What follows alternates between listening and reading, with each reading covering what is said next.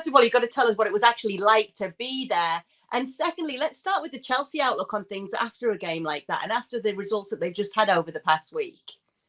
Yeah, listen, it was a great game to be at, a great occasion. I think already it goes down as a Premier League classic, and there's been a few over the years. And we had a bit of a debate on the Gavin Jules show yesterday about whether it was a great game because it was a great game or because a lot of mistakes. But it doesn't really matter to me. I think the entertainment value of that game was so high. It was the difficult conditions and, players made mistakes. But that ultimately, mistakes lead to goals, and we want to see goals. We don't want to see lots of boring 0-0 draws or high level of excellence in a 0-0 or 1-0 draw. We want to see excitement and these great players showing their vulnerabilities.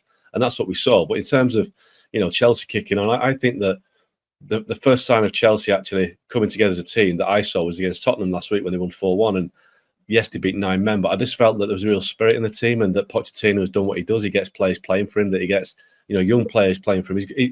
He's definitely got something about him, Pochettino, in terms of how he can get a group of players just playing like a band of brothers. And that's what he did last week at Tottenham. And I think again against City, I think when it kicks off on a pitch between players and they start pushing and shoving and it all gets a bit nasty, you want to see the teams, coming together. And Chelsea did that. Chelsea were there for one another. They weren't hiding. They weren't leaving their teammate to it. They were getting stuck in. They were having confrontations. I think that sometimes is a pointer towards a team that's growing a good team spirit. And I think he's definitely got a team on the rise. And when Nkunku comes in and probably replaces Jackson, I think you might see Chelsea kick on again. But it's early days, but I do think you've definitely seen signs that Chelsea are on the right tracks. And Cole Palmer, one of the signs of the season so far. Absolutely brilliant. He has been. What's your outlook for them now, Janusz? Yeah, I'm just going to wait for consistency. It's no surprise here when you have this much talent and young players are getting a taste of victory, right? And I think what's important, of course, is that stat that they have done so well against the team from the top 4.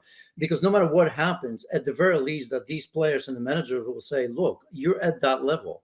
All you need to do is get that consistency and beat the teams that you're supposed to beat, because I'll wait and see. Okay, I remember that game against Chelsea, character coming back. Then, of course, lost at home to Brentford.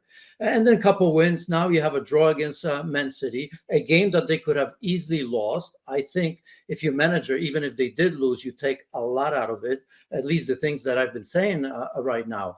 But ultimately, you still have to put in a run together while you recover players like Nkunku and others as well. But when you're a young player, all you care about is that, am I as good, or are we as good as some of the teams that everybody always talks about? So quietly, they're moving up, and I think I like it. But look, for them to get up there, they need to win the games that they should win, and they haven't done that consistently.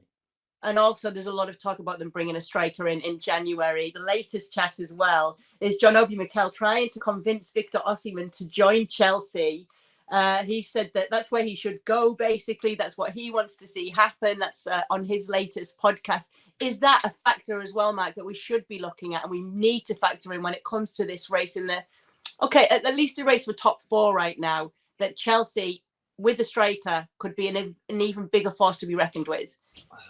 Yeah, like I said, Nkunku's going to come in, and he's not an out-and-out number 9, but he will add goals. But obviously, Ivan Toney's going to be available in January, and I think Chelsea and Arsenal, maybe even Man United, depending on what happens with this new investment, could be in for Ivan Toney. And I think Chelsea have always had success with a proper centre-forward, Didier Drogba, Diego Costa. These are the players that, to be honest, all teams need a striker. I know we're going to chat about other teams in a minute in terms of the striker, in terms of the potential this season, but without a top striker, you don't win a title. You don't often win anything. So Chelsea are lacking that reliable 20-goal-a-season striker. And I think at some point they've got to stop spending money, because they've spent so much money in the last 3 windows that you'd imagine that they're going to start getting a knock on the door from the FFP people, because there's a lot of money going out and not a lot coming in. Or they brought a little bit in, but still, Chelsea needs to balance the books at some point. But yes, they do need a centre-forward, but there's not many out there. So Osimhen or Toney would make a massive difference.